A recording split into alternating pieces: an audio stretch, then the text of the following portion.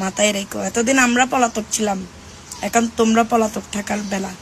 এখন আমার জামাই আইনি প্রক্রিয়া শেষ করে আমার কাছে আসবে, তখন না খেলা শুরু হবে। খেলা মাত্র শুরু করছো তোমরা, শেষ করবো আমরা। হ্যাঁ, আমার জামাই গতকালকে রাতে অ্যারেস্ট হয়েছে। এটা নিয়ে তো হাই উল্লাস করার কিছু নাই, ঠিক আছে? মামলা যখন আছে অ্যারেস্ট হবেই। এগুলা নিয়ে এত টেনশন করে দুঃখ প্রকাশ করে কান্নাকাটি করার কিছুই নাই। আপনারা যারা ভাবতেছেন আমার জামাই অ্যারেস্ট হয়েছে আর কোনোদিন বের হবে না, ওদের জন্য এক বালতি সমবেদনা। আমরা কারি কারি বান্ডিল বান্ডিল টাকা ছেড়ে আমার জামাইকে নিয়ে আসব। আমার জামাই বীরের বেশে চলে আসবে এবং যারা এই ঘটনা ঘটাইছে তাদেরকে ছাড় দেওয়া হবে না, মাথায় রেখো। এতদিন আমরা পলাতক ছিলাম, এখন তোমরা পলাতক থাকার বেলা।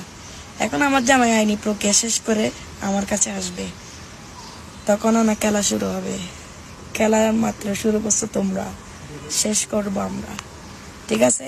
সবাই আমার জামাই যারা সাজ্জাতের যারা সাপোর্টার আছো, আমার জামাইয়ের জন্য দোয়া করবা যাতে 10-12 দিনের মধ্যে জামিন করে ফেলতে পারি, ঠিক আছে? ধন্যবাদ।